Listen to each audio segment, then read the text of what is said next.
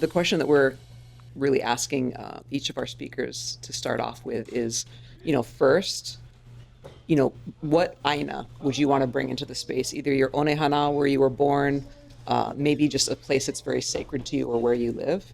And then what kupuna, or actually just what special person would you like to bring into the room? They could still be here, living with us, or maybe they're in Pole. So aina and amazing kanaka.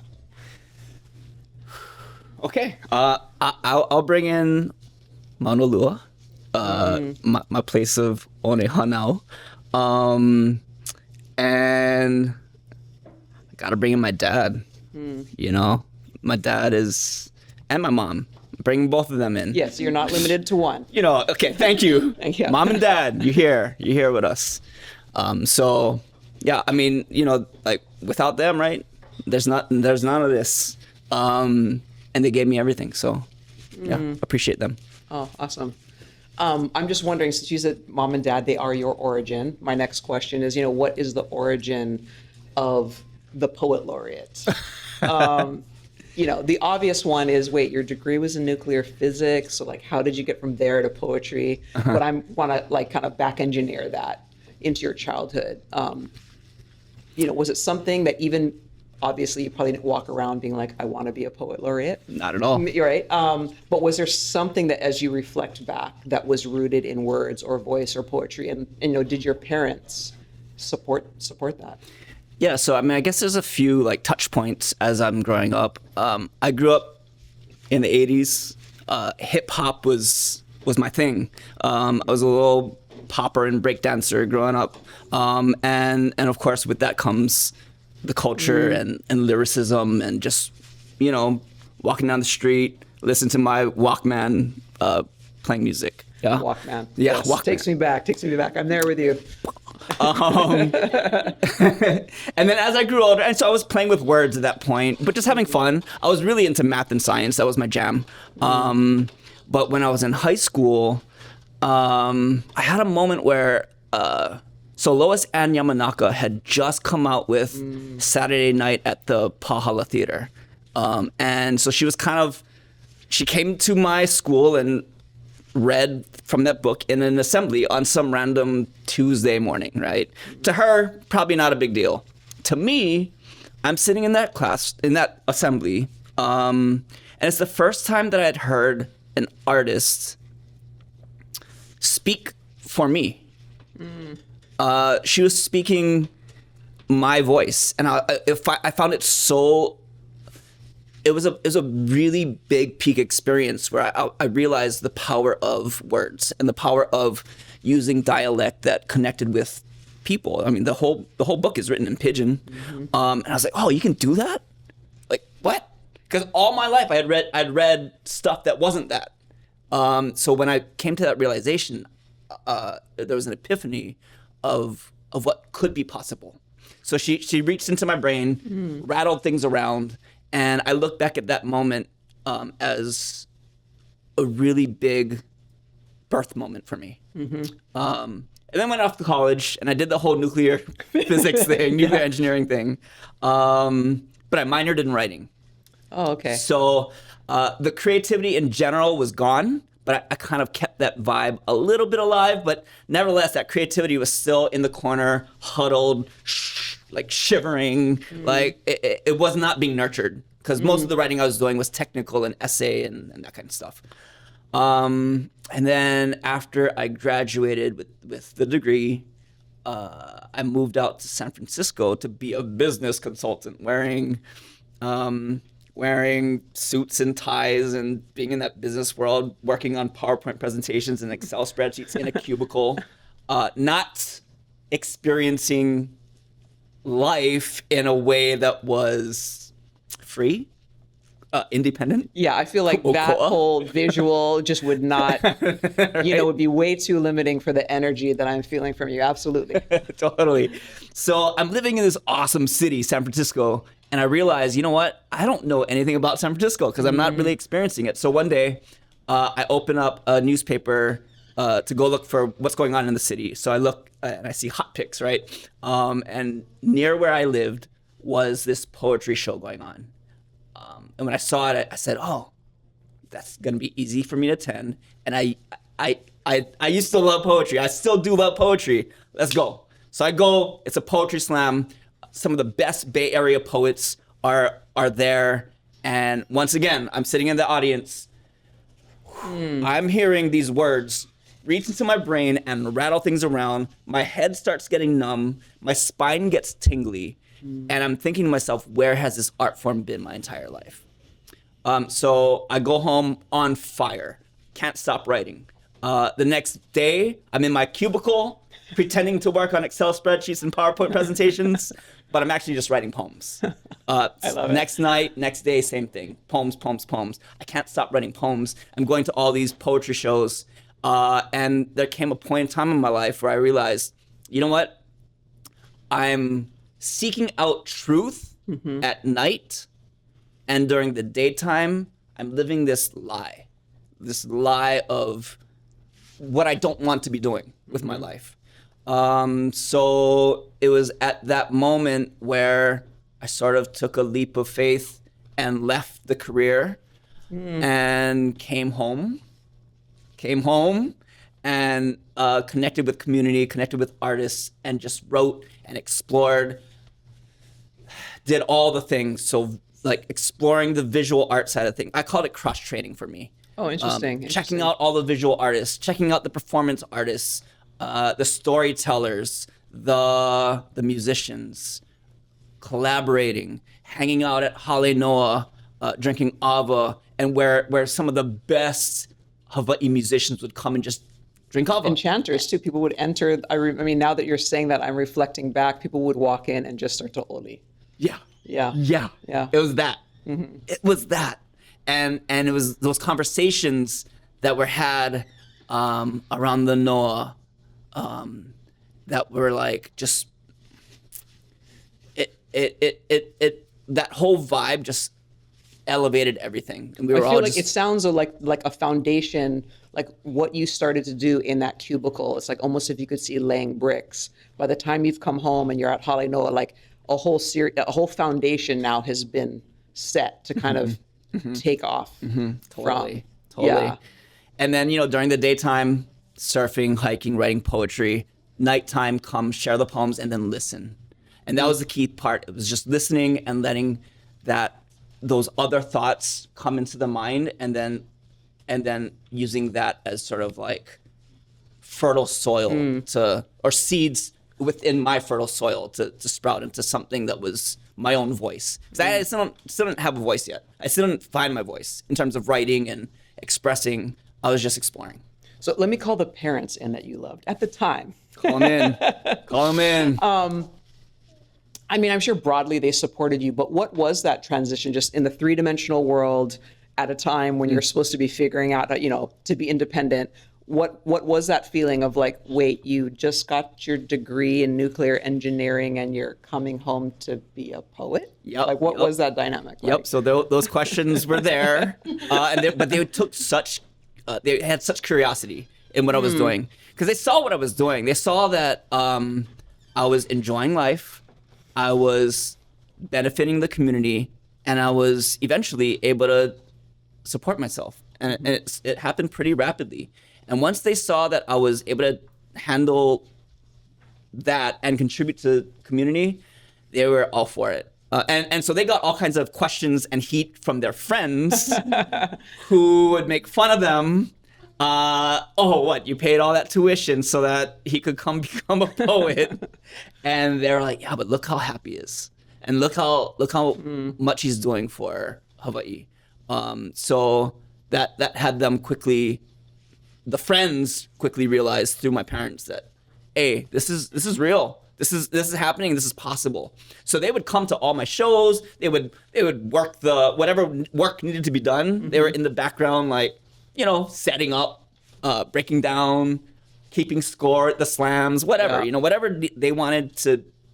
They just wanted to be a part of that. And then so what's cool is that for them to be around 20-something-year-old, 30-something-year-old folks spitting poetry and artists and dancers and all the art scene, I saw I saw it soften them up. I saw it change them in a way that was, we were just all vibing off of each other, yeah. And so I saw their perspectives get a little bit more loose and a little bit more international, a little bit more worldly, a little bit more tuned into the creativity. Well, to pull on that, well, first, I'll just say as a parent, I'm going to hold on to that, right? Because I have like the 20-somethings right now that are trying to, fly. So I'm going to remember your parents in moments when I have doubt. But as you're talking about this transformation, right, where they could see the momentum, it's really interesting because poetry and like slam poetry too, kind of, I think it never goes out of style, but it definitely has its peaks, ebbs and flows. And you really came on the scene when like there was a wave and you rode that wave. Yeah. And so, how did, not that it's like more special than maybe at a different time, but I would feel that just all of that energy, how did that shape your voice? What was just the momentum and seeing so many other people and having it be not just like a powerful singular performance, but where you're really in an environment, a context that's probably just vibrating on high, and you're seeing how it's transforming other people, like your parents. I would think just as an artist that was powerful. Oh yeah, the greatest transformation was within. So that's in listening to all the other poets and listening and watching the art. That's another One Hanau, Chinatown. And the arts district and downtown where all of this stuff was happening, that completely changed the way that I looked at and behaved. It was sort of, so the promise that I made to myself was that, okay, if I'm gonna write these poems, and put it out into the world, gotta live it. So then that became, it was a kuleana. What does living poetry or living an artist mean? I'm just reflecting, my brother's a body worker, and he actually, for everyone who loves Ukla the Mock, he was an Ukla the Mock in the early days. But he's also a body worker, and at some point he made this decision because kind of the nightlife, it was kind of at odds with the choice he was making during the day. This very day-night kind of, life. And so he chose Lomi and like stepped out of the band because of, I think, maybe the vibration he kind of had to keep to have that in his life. So I'm wondering, how do you live as a poet? The messages that I was putting out, whatever they were, if they were simple or complex, I had to try it. It was that part of that integrity where if I'm going to put it out, then during the day, during the night, 24 hours, 24/7, gotta be that, gotta do that. Talk. Yeah, walk the talk, and that talk is now public, right? Everybody knows I'm putting this stuff out there, so be it, right? And it's hard. I was given the call it a kuleana, call it a burden. My name is Kealohapau'ole. And I had like another, birth moment in 7th grade, my kumu, when he found, we're going around the room talking names. And when he heard my name, he stopped class and he explained to the class, he's like, hey, he broke down the name and he looked at me and he said, you have a responsibility to live that name. And I'm sitting there, and he's this big dude. Grade? Did you say this was 7th grade? Yeah, I'm a 7th grade. I'm like, whoa. I just thought it was a name, but he really put it in me that there's a responsibility that comes with that. Well, and I feel so that just makes me think, right? There's the written word, there's the spoken word, words are spells. Can you talk a little bit, now I think that we've gotten to the place where like you've formed your voice. It's one thing to write a poem, to have creative writing, to be good at that, for other people to read your words. And then there's performing your words. Not everybody necessarily, like a novelist is not doing that. And so like, did both of those pieces resonate with you? Did you need to like work on more one than the other? And to me, again, there's just something about the performance component of seeing the reaction immediately versus someone who might be reading a novel. That book could change their life. I've read books that absolutely changed my life. But in this sense, like if I were in the audience, I'd get to see you and hear your voice, and you get to have that immediate response. But not everyone is like down with getting up on stage and putting themselves out there like that and being so vulnerable. So how does the written and the performance work in your world? I love both of them. Without the written, without the words, without the work that goes into the crafting, you don't have anything to perform. Well, in my genre, right? But once you get up there, that human connection, which is what I feel like we're all searching for that. You know, that human connection is so real, it's so tangible, and that's when the magic happens for me. I mean, you look at human nature. We come from a long lineage of storytellers, chanters, you know, gathering around the fire and just going. And it's within our DNA. Whether you're talking about Hawaii, Kanaka-Oiwi, Kanaka-Maoli, or if you're talking about tracing it back to all the way back to East Africa, where we originated, right? Same thing. Storytellers, chanters, music, words. How do we use words to transmit the knowledge that we know? So it's locked in here within all of us. And for me, this genre of poetry is just tapping into that long lineage of people that came before us. And we're just one little boop of people within that lineage. And then after we're Pao, keeps going. So I mean, there's clearly like performer or DNA, chanter only DNA, because it doesn't feel like though that you ever questioned like, ooh, can I get up there in front of the audience? Or is that like, am I assuming incorrectly? But it feels like that wasn't an issue for you ever. Not for me. So I've come to learn that there's a couple things here. My great grandma, Stella Kekuku Apua Kehau, her brother was Joseph Kekuku, who invented the steel guitar, the Hawaiian slide guitar. And he went off and sort of spread that. Their father was a chanter in King Kealoha's court. So like when you look at the lineage, chances were it set you up. I mean, it's something that it's inside. Yeah. I'm going to dig a little bit into your process. And we talked on this on our pre-call where you said already that you were, good at math and science. And then obviously your degree, nuclear engineering. So is there still a bridge? It might be invisible to the person in the audience, but is there a bridge between math and science and your actual like writing of poetry? What is that connection? It's always been there.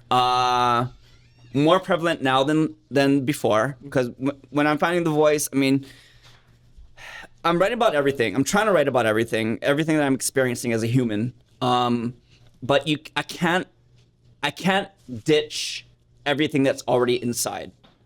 So we are right now as we walk, we're an amalgamation of all the moments that came before.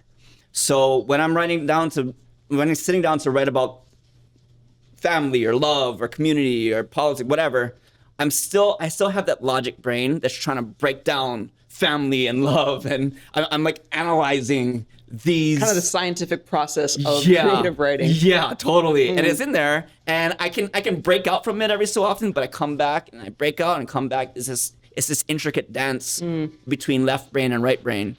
So it's always been there, and I've always during that journey I was like, oh, I got this really deep training in science and engineering. How can I write about it? So I would try, and most of it it sucked. Like for real. When you go back, I mean, because I was forcing it. Yeah, there was no real, true, passionate angle within it. Like a spark. Yeah. It was more like a thought experiment. It was like, I'm trying, but there was nothing pushing it. And then the pivotal moment came when my partner at the time, she told me I'm pregnant. And And I was like, oh, that's gonna change life. So she was like, yeah, so what do you want to do? How do you want, how should we go forward? I was like, you know what, can you give me a day to just write and put my thoughts together and sort of explore what it's gonna be all about. So she was like, yeah, I'll go up to the North Shore, you stay home and just do your thing. So she goes, and I put on some music and I just start writing. And I allow myself to be vulnerable, and all the insecurities come out, like, oh, what's it gonna be like to change diapers every day? And how am I gonna provide for this human when I'm not even sure if I'm gonna be able to do this permanent long time? Because as an artist, you're always at risk of, it could end. Maybe people just no longer want to hear you anymore, right? So all these things started to come out. But there was this one reoccurring thought and question that kept coming up over and over again in my mind. It was this, is that one day this child is gonna ask me where we come from. And what am I gonna tell him? Or it, at the time, we didn't know gender.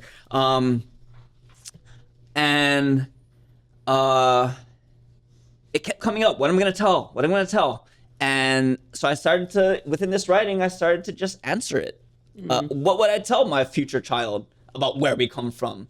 And for me, it's not like I subscribe to any major creation story that's already out there, although I do. As we'll get into probably later. Yes. But the thing that I do subscribe to is science. Yeah. So I started to break down for this future child scientifically where we come from. So I started with the Big Bang. And I wrote about the Big Bang and the interactions between matter and antimatter. And then as I started to write that story to him, it came out as a war story with heroes and villains and faces and intentions and plot and eventual peace.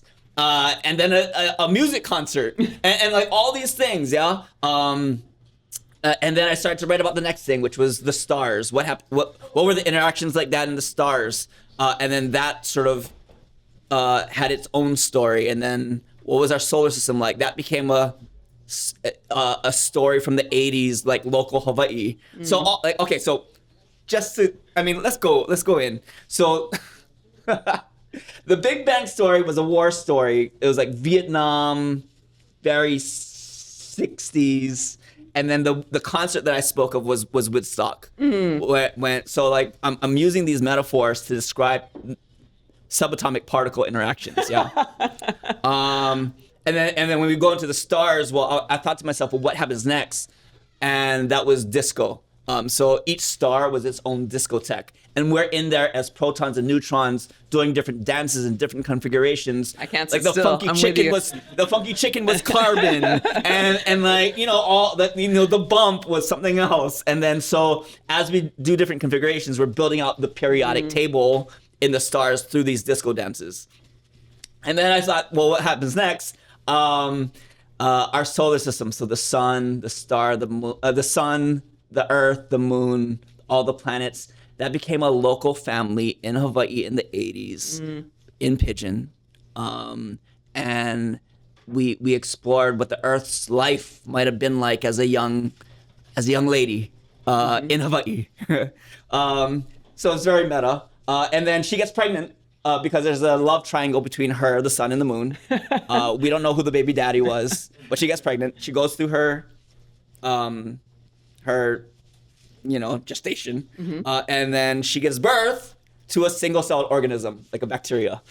And then that bacteria-like thing evolves into higher or bigger life forms, eventually leading to human, which, side note, and we'll get to it, is where the Kumulipo... I was going to say, I'm feeling a lot of Kumulipo vibes It's here. so There's a whole Kumulipo. other story, yes, which we will continue, Kealoha. Yep.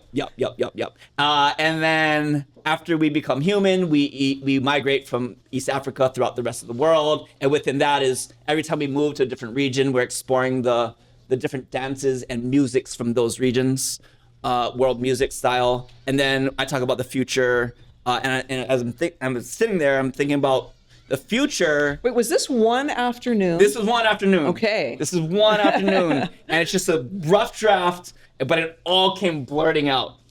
And so I started to address global climate change, because scientifically, that's the major thing that we need to solve right now. And so yeah, after this one writing session, I go downstairs and I'm talking to my brother and my friend. I'm like, hey, I think I just wrote something. And they asked me to explain it to them. And I did. And they heard it. And they're like, okay, yeah, I think that's something. And so I finally found the way to write about science. And it came through my child. Oh, wow. So I'm super in debt to him for the rest of my life for birthing a piece that, to me, is an amalgamation of everything that I've been studying for my entire life. And so within that journey, after I had that rough draft, then Native Arts and Cultures Foundation they caught wind that I was working on that, and they were like, how can we help you?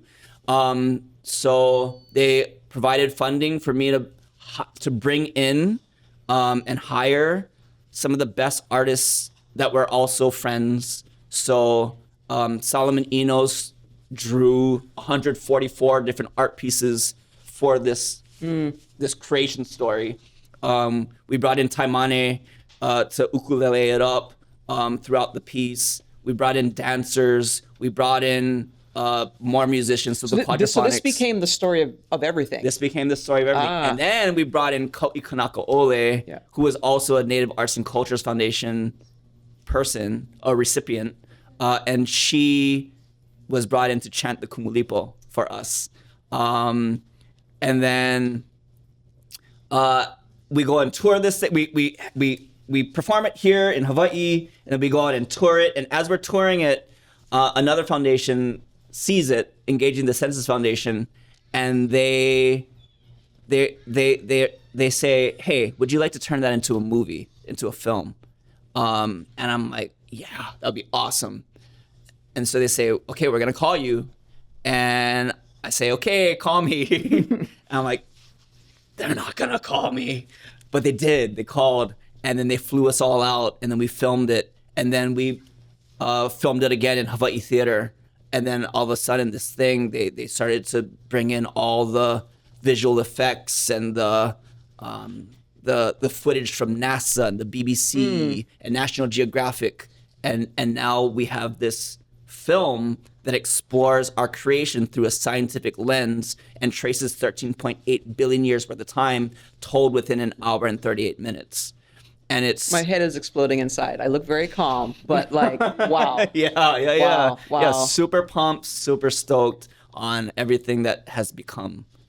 So, and I'm going to pull on the Kumulipo thread in just a minute, but like, in the background, are you working just on other poems and other works, or is this just all encompassing where just kind of everything else is left behind while this is happening? It's everything. This is everything. This is everything. For a hot number of years, this becomes tunnel vision, because it is now the most important piece that I'm working on. This is the magnum opus of my life, right?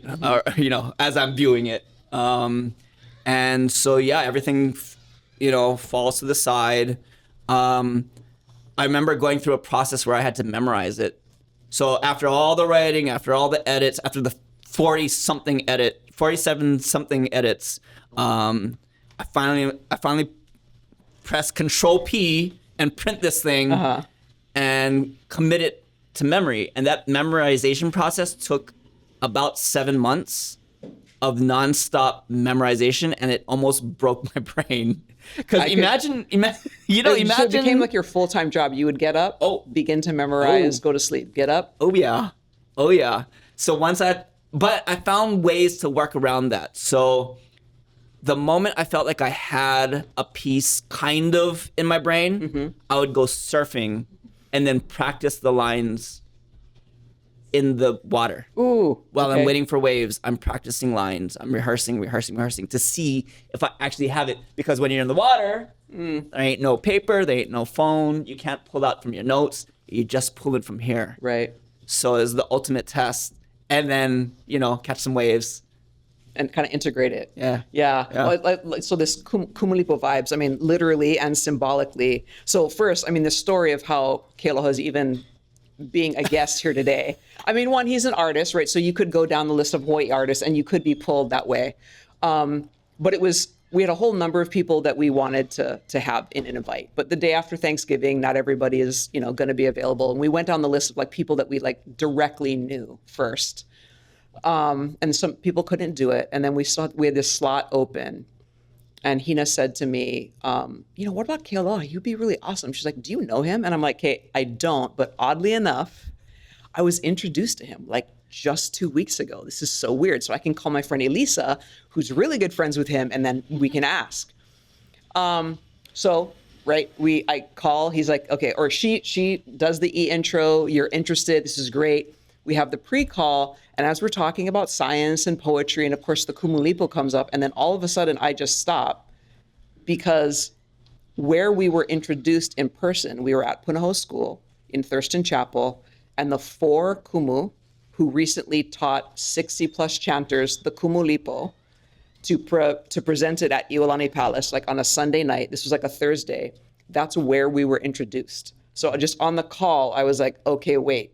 The Kumulipo has become a portal, clearly, like why we're connected, why you're going to be in part of this. And my next question is, it could be the story of everything and the Kumulipo, but a question that I've come to asking all of the speakers today is about this idea of a portal. So for Corey, you're standing in front of his murals, a huge mural, and like, what is that portal? And I feel for you, the vision that you have, the story that you're creating, the poem itself kind of being a portal into another way to see the universe. But I'm feeling like maybe the Kumulipo itself was even a portal for you, or your first inspiration, right? When you're like, you've actually called out certain portals. And so what does that word mean to you when I say portal, and how has like just the Kumulipo played a role? Yeah. It seems like it's a function. It's been a character in your world. Full on. Okay, so portal to me would be something that I guess I'm going to define it right now to me as something that transcends space and time, right? Mm-hmm. Something like if we're talking about art, a piece that when you hear it, when you experience it, when you look at it, it transports you through space and time. And the Kumulipo, which, I mean, if it was composed in the 1700s or maybe even earlier, we're not super sure, but at least 1700s, no later than that. Which was, by the way, about 100-something years before Charles Darwin's On the Origin of Species came out. So Hawaiians were super in tune to evolution theory. Yeah, just by observation. When you read the Kumulipo, it's like, at first was born sea slime from the darkness. Yeah, darkness, sea slime, and then was born coral polyps, worms, and starfish, and also plants and insects, and then the fish, and then the sharks, the rays, the reptiles, it goes through this lineage, and the mammals, and then the humans, and when I was first introduced to it, I was thinking to myself, evolution theory, yeah, by a composer, Kealoha, who may or may not just be a title of a lineage of chanters from before. So that, we talk about this idea of STEAM in education spaces. It's science, technology, engineering, arts, and mathematics, right? It's the integration of arts to make the STEM stuff stick.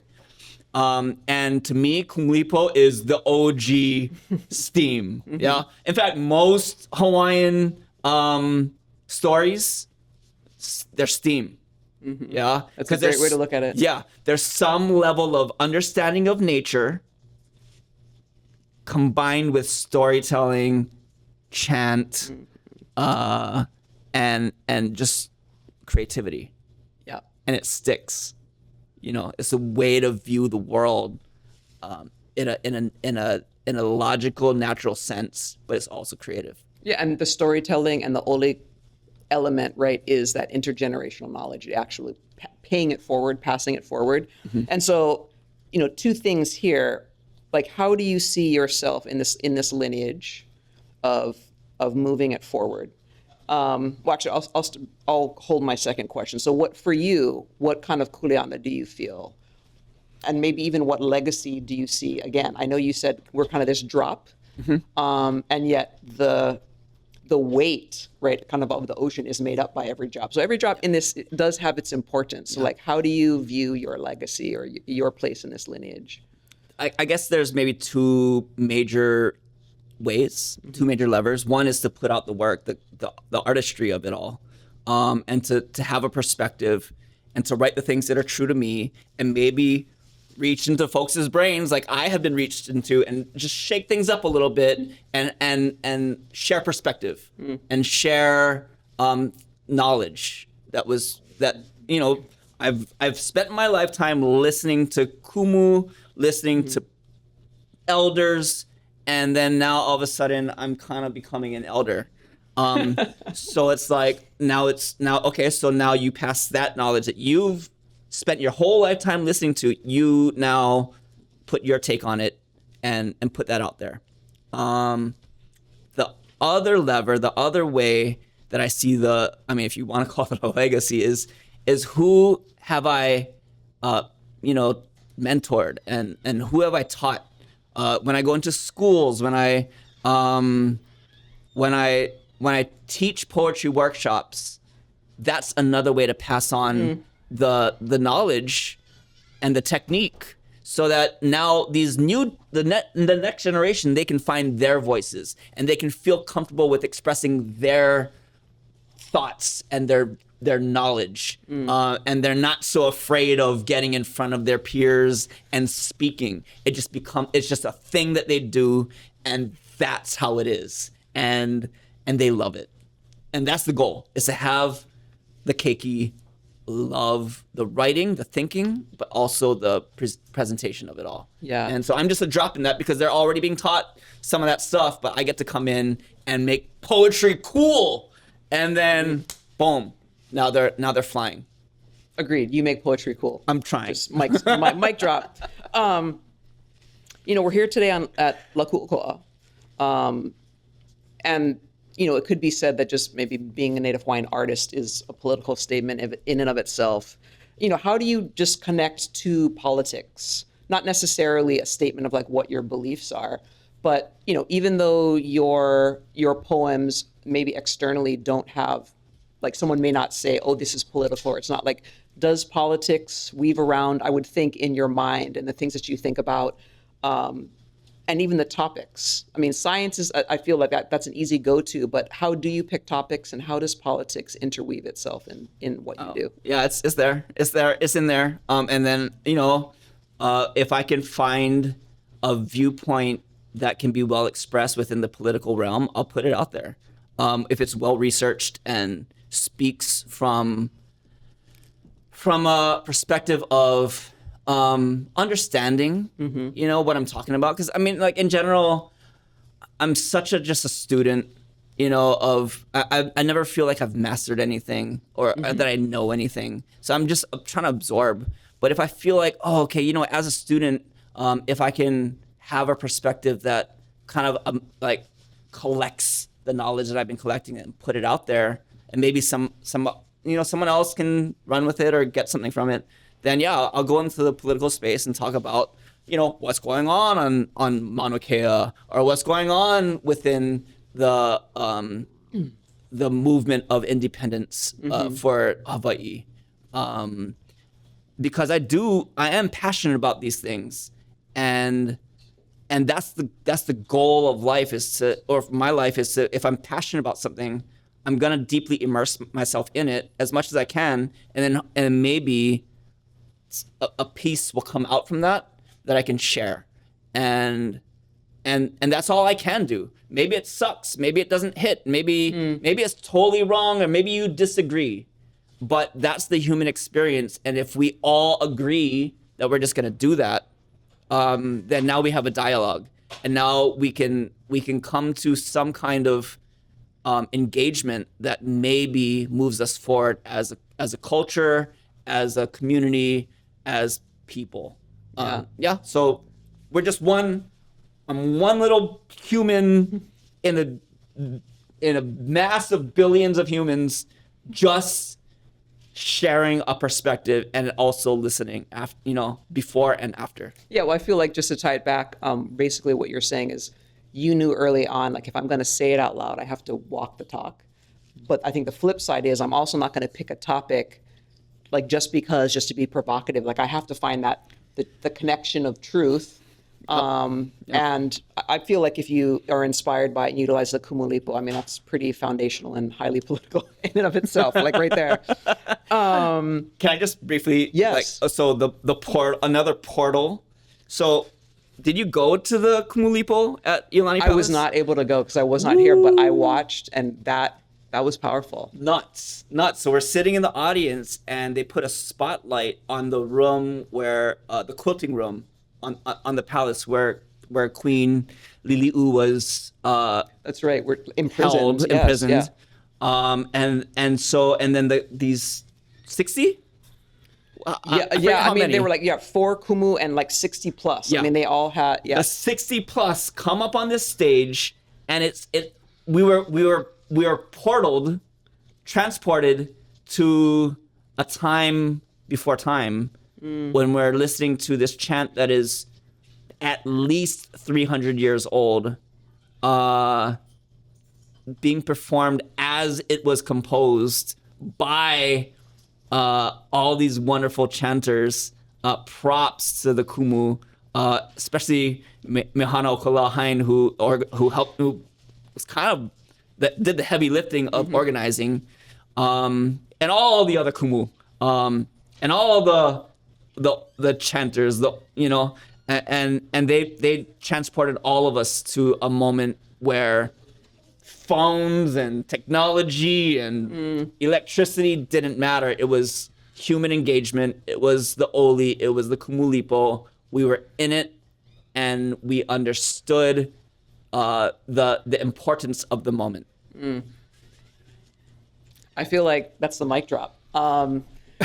Today is transporting me, and I'm really honored that you've been here today. My last question is, as we reflect on art and practice and ku'oko'a as a daily practice, if you could become like that inner voice of all people in Hawaii, of every kanaka, what would you be strongly suggesting that everybody do as like on a daily practice, something that could reconnect them? If you kind of had that power to get into everybody's head and push them to do something, what would that be that you would hope people would do?